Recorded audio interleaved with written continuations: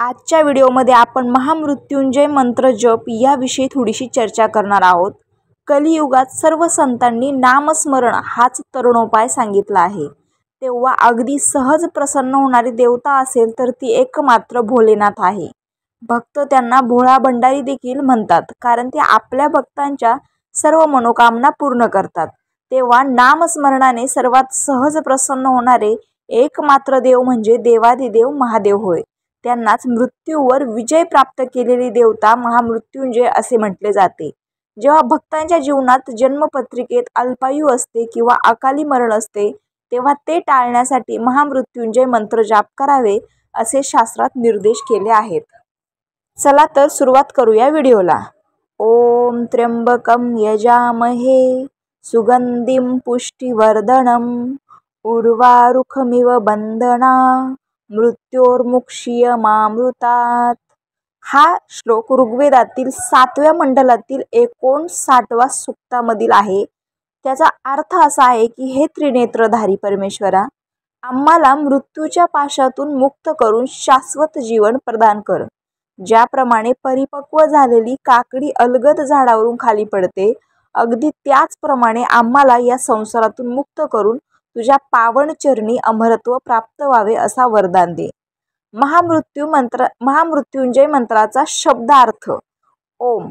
ओम म्हणजे सर्वशक्तिमान देवता। त्र्यंबकम म्हणजे त्रिनेत्रधारी त्रिमूर्ती रूप आहेत त्यांचे म्हणून। यजामहे म्हणजे आम्ही यजन करतो, म्हणजेच तुमचं पूजन करतो। सुगंधी म्हणजे आमच्या जीवनात सुगंधी द्यावी, म्हणजेच आमच्या सर्व त्रासातून आमची सुटका करावी।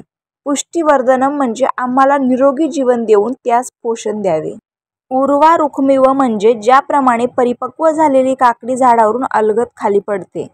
बंधना मृत्योर्मुक्षीय म्हणजे त्याचप्रमाणे आम्हाला मृत्यूच्या बंधनातून मुक्त करून मामृतात म्हणजे अमृतमय जीवन प्रदान करावे, असा या शब्दाचा अर्थ आहे। आता यापुढे बघूया महामृत्युंजय जप नेमका कोणी केला पाहिजे। जन्मपत्रिकेत कालसर्प दोष योग असेल अशा वेळी महामृत्युंजय जप केला जातो। घरात सतत कुणीतरी व्यक्ती आजारी होत असेल, जेव्हा एखाद्या व्यक्तीच्या जन्मपत्रिकेत अल्प आयु असेल किंवा वाईट रोगांपासून संरक्षण प्राप्त होण्यासाठी महामृत्युंजय जप केला जातो।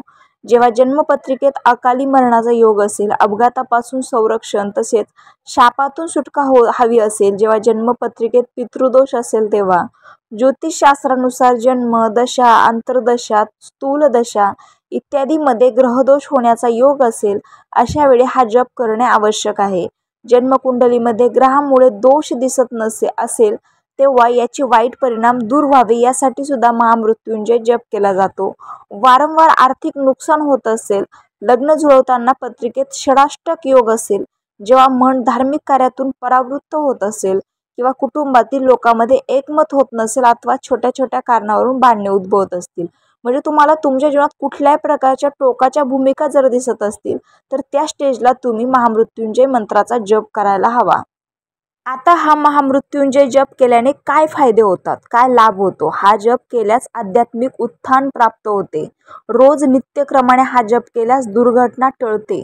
जीवनात कुठलेही कार्य सिद्ध होत नसेल, तेव्हा जप केल्यास कार्यसिद्धी होऊन जीवनात सुलभता येते। ज्या व्यक्तीच्या जन्मपत्रिकेत ग्रह सुस्थिती नसेल, तेव्हा जप केल्यास सर्व दोष दूर होतात, सर्व तऱ्हेची नकारात्मकता नष्ट होते। महामृत्युंजय जप केल्याने त्यातून अनेक दिव्य अदृश्य लहरी प्रवाहित होतात, ज्यात सर्व देवतांच्या शक्त्या असतात। या शक्त्या शरीराभोवती एक कवच निर्माण करतात, ज्यामुळे जपकर्त्याचे सर्व दृष्ट बाधांपासून रक्षण होते, मनुष्य रोग मुक्त होतो। जेव्हा मानसिक दडपण अथवा काल्पनिक भीती वाटत असेल, तेव्हा महामृत्युंजय जप केल्यास त्वरित शांती लाभते। जीवनातील आत्मविश्वास कमी होऊन नैराश्य येत असेल, अशा वेळी सुद्धा महामृत्युंजय जप केल्याने अभिष्ट सिद्धी प्राप्त होते।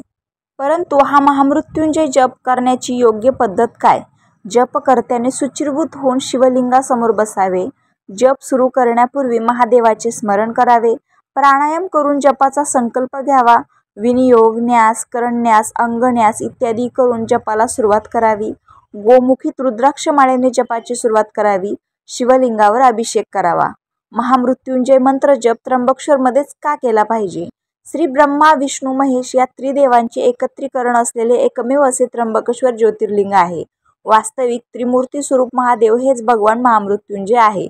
त्यामुळे इथे केलेले मंत्रजप, होम, हवन इत्यादी त्वरित लाभ देतात असा भक्तांचा नित्य अनुभव आहे. म्हणूनच देश-विदेशातून इथे अनेक भक्त मनोकामना सिद्ध करण्यासाठी येतात. आता मंत्र जप करण्याची योग्य पद्धत तुम्हाला जर समजली नसेल तर तुम्ही कोणाच्या गुरुचं, ब्राह्मणाचं मार्गदर्शन घेऊनच मंत्राचा जप करू शकता. आता या सर्व व्हिडिओची टीप एकच की सदर विधी जरी गुरूंच्या मार्गदर्शनाखाली केल्यास अधिक लाभ होतो, तरीही त्यामुळे जर शास्त्रोक्त पद्धतीने मंत्रजप होत नसेल तरीही एवढी चिंता करण्याची कारण नाही. मनात भाव ठेवून एकनिष्ठतेने परंतु चांगल्या पद्धतीने मंत्रजप केल्यास तुम्हालाही त्याचा चांगलाच फायदा दिसणार आहे. थोडक्यात काय तर आपल्या जीवनातील सगळी नकारात्मकता संपून आपलं जीवन सकारात्मकतेकडे जाणार हाच या मंत्राचा उद्देश आहे. रामकृष्ण हरी.